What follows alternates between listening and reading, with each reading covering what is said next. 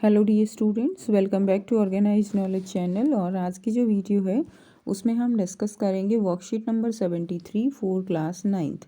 विषय सामाजिक विज्ञान है और ये वर्कशीट आपके लिए 25 जनवरी 2022 के लिए शेड्यूल की गई है। आज की जो वर्कशीट है प्यारे बच्चों, उसमें हम चुनावी राजनीति जो हमारा अध्याय है उसी को कंटिन्यू करते हुए आगे पढ़ेंगे।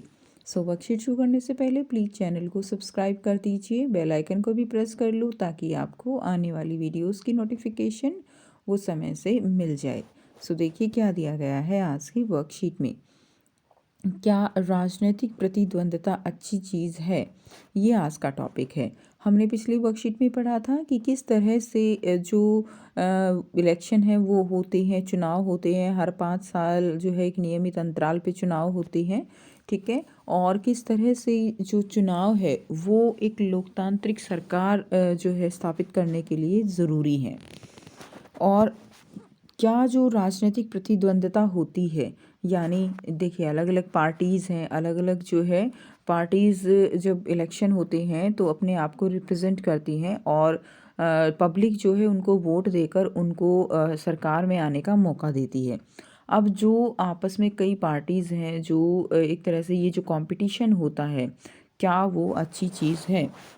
तो वो बिल्कुल एक तरह से आप कह सकते हो कि रेगुलर कंपटीशन जो है, ये जो होता है राजनीतिक जो प्रतिद्वंद्विता है, ये होनी चाहिए एक लोकतांत्रिक देश में। नियमित चुनावी मुकाबला राजनीतिक दलों और नेताओं को प्रोत्साहन प्रदान करता है। सोचिए अगर एक ही पार्टी हो तो वो क्या हो जाएगा, वो एक तरह से तानाशाह हो जाएगा, ठीक है। उसमें जो सरकार है वो काम करे ना करे जनता के लिए उनको कुछ फ़र्क नहीं पड़ेगा, क्योंकि क्योंकि जैसे देखिए हर एक जो राजनेता है वो भी अपना एक राजनीतिक कैरियर जो है वो बढ़ाना चाहता है, क्लियर। और अगर एक कैरियर जिसका फिक्स हो जाता है तो कई बार वो अपने जो उसके आप कह सकते हो ड्यूटीज़ हैं वो अच्छे से नहीं करते। लेकिन ये इस तरह का जो कंपटीशन होता है, जब उनको पता होता है कि अगले इलेक्शन में आप जो पार्टी है उससे बाहर भी किए जा सकते हो, आपको पब्लिक जो है वो वोट नहीं भी देगी, तो उसके चलते जो कार्य है जनता के विकास के लिए उनको प्रोत्साहन मिलता है, नेताओं को प्रोत्साहन प्रदान होता है। वे जानते हैं कि अगर वे ऐसे मुद्दे उठाते हैं जिन्हें लोग उठाना चाहते हैं तो अगले चुनाव में उनकी लोकप्रियता और जीत की संभावनाएं बढ़ जाएगी। लेकिन अगर वे अपने काम से मतदाताओं को संतुष्ट करने में विफल रहे तो वे फिर से जीत नहीं पाएंगे। हमारे संविधान निर्माताओं ने हमारे भावी नेताओं का चयन करने के तरीके के रूप में स्वतंत्र प्रतिस्पर्धा का विकल्प चुना है।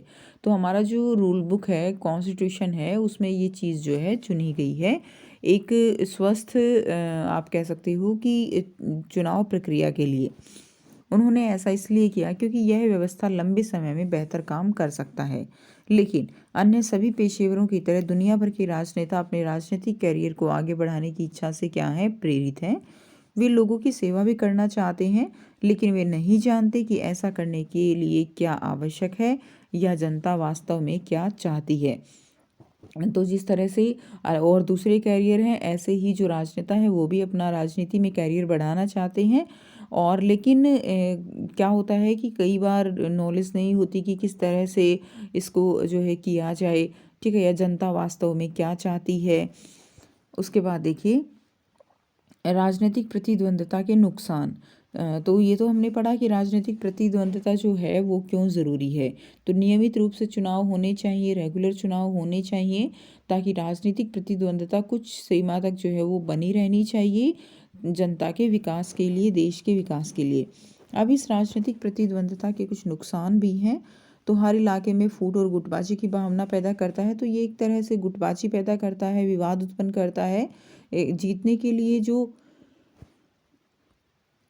राजनेता है वो हर हथकंडा अपनाते हैं, by hook and by crook, ठीक है। जो राजनेता हैं वो अपना जो जीत है वो देखते हैं और अपना कैरियर आगे बढ़ाने के चक्कर में वो जनता का, वो देश का विकास जो है कई बार पीछे रह जाता है, जिसकी वजह से सांप्रदायिक दंगे देखने को मिले हैं, फूट गुटबाजी देखने को मिली है। समाज और देश की सेवा करने की चाह रखने वाले कई अच्छे लोग अस्वस्थ राजनीति के कारण चुनावी मुकाबले में नहीं उतरते। तो ये भी एक बहुत ही इम्पोर्टेंट पॉइंट है कि कुछ लोग जो अच्छे लोग हैं, जो कुछ बदलाव करना चाहते हैं, लेकिन ऑलरेडी राजनीति इतनी अस्वस्थ है कि एक अच्छे व्यक्ति को उतरते हुए उसमें डर लगता है राजनीति में। ठीक है। पार्टी पॉलिटिक्स एंड जहाँ विभिन्न राजनीतिक दल और नेता अक्सर एक दूसरे पर आरोप लगाते हैं, वे चुनाव जीतने के लिए विभिन्न हथकंडे अपनाते हैं। तो जो राजनेता हैं वो चुनाव में जीत हासिल करने के लिए अलग अलग तरह के जो हथकंडे हैं वो अपनाते रहते हैं। यह सही किस्म की दीर्घकालीन राजनीति को पनपने नहीं देता। दीर्घकालीन होता है एक लंबे समय तक, तो लंबे समय तक जो एक राजनीति चलती है, एक स्वस्थ राजनीति, उसको यह धीरे धीरे जो है पनपने नहीं देता। ठीक है। यानी एक स्वस्थ राजनीति का निर्माण जो पॉलिसीज़ हैं इनकी, उसके अनुसार नहीं होता है।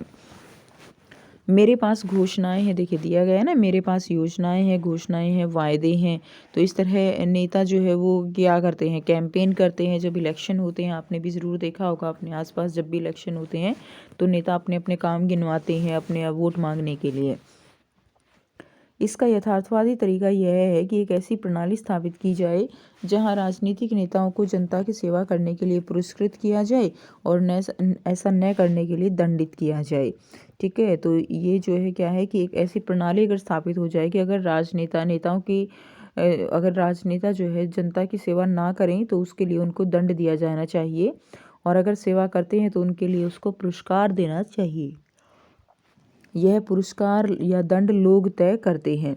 तो वैसे तो देखो, पुरस्कार और दंड जो है वो वोट के रूप में निर्धारित कर दी जाती है, लेकिन फिर भी इतना फेयर जो है हम इसको नहीं कह सकते। यह बाजार की तरह काम करता है। अगर कोई दुकानदार सिर्फ अपने फ़ायदे में दिलचस्पी रखता है तो उसे ग्राहकों को अच्छी सेवा देने के लिए मजबूर होना पड़ता है। ठीक है। कि जो दुकानदार है वो अपना फ़ायदा चाहता है, लेकिन फिर भी उसे अपने रेट जेन्युइन करने पड़ते हैं। अगर वह ऐसा नहीं करता तो ग्राहक किसी और दुकान पर चला जाएगा। राजनीतिक प्रतिद्वंद्विता के कारण समाज में विभाजन और कुछ कुरूपता हो सकती है, लेकिन अंत में यह राजनीतिक दलों और नेताओं को जनता की सेवा के लिए मजबूर करने में मदद करती है। ठीक है। अब आपको यहाँ पे 4 जो है प्रश्न दिए गए हैं जिनके आंसर हम करेंगे। प्रश्न 1 है, आपके अनुसार किसी देश में किस तरह की चुनावी प्रतिस्पर्धा होनी चाहिए? तो मेरे अनुसार एक देश में एक नियमित प्रकार की चुनावी जो है प्रतिस्पर्धा होनी चाहिए। ठीक है। आप कह सकते हो या कि स्वस्थ जो चुनावी प्रतिस्पर्धा होती है स्वस्थ होनी चाहिए और नियमित प्रकार की होनी चाहिए। प्रश्न 2 है, यदि किसी देश में कोई चुनावी प्रतिस्पर्धा नहीं है तो क्या इसे लोकतांत्रिक प्रकार का चुनाव कहा जा सकता है? तो यदि किसी देश में चुनावी प्रतिस्पर्धा नहीं है तो इसे एक लोकतांत्रिक प्रकार का चुनाव नहीं कहा जा सकता। ठीक है। प्रश्न 3 है, क्या आपके माता पिता राजनीतिक दलों को पुरस्कार या दंड देने के रूप में वोट की शक्ति का उपयोग करते हैं? कैसे? तो हाँ, मेरे माता पिता राजनीतिक दलों को पुरस्कार या दंड के देने के रूप में वोट की शक्ति का उपयोग करते हैं। अगर कोई सरकार कार्य नहीं करती है तो उसको दंड के रूप में अगली बार इलेक्शन में वोट नहीं दिया जाता है। तो ये एक तरह से दंड के रूप में इस्तेमाल कर सकते हैं। चुनाव के दौरान आपके इलाके में राजनीतिक प्रतिस्पर्धा के माहौल का विवरण दीजिए। तो चुनाव के दौरान हर एक दल बहुत सारे वादे करता है और अपने द्वारा किए गए कार्यों की गिनती करवाता है ताकि उसे ज़्यादा से ज़्यादा क्या हो, ज़्यादा से ज़्यादा वोट मिले। ठीक है। तो ये चीज़ आपने भी देखी होगी, आप इसको और भी एलैबोरेट करके लिख सकते हो कि किस तरह से जो चुनाव में लोग जो है आप कैंपेन करते हैं, कैसे वो अपने वादे करते हैं, कैसे मैनिफेस्टो देते हैं, कैसे लुभावने वादे करते हैं, तो वो और भी ज़्यादा आप इसमें लिख सकते हो। सो ये थी स्टूडेंट्स आपकी आज की एसएसटी की वर्कशीट। आई होप सभी बच्चों को क्लियर है।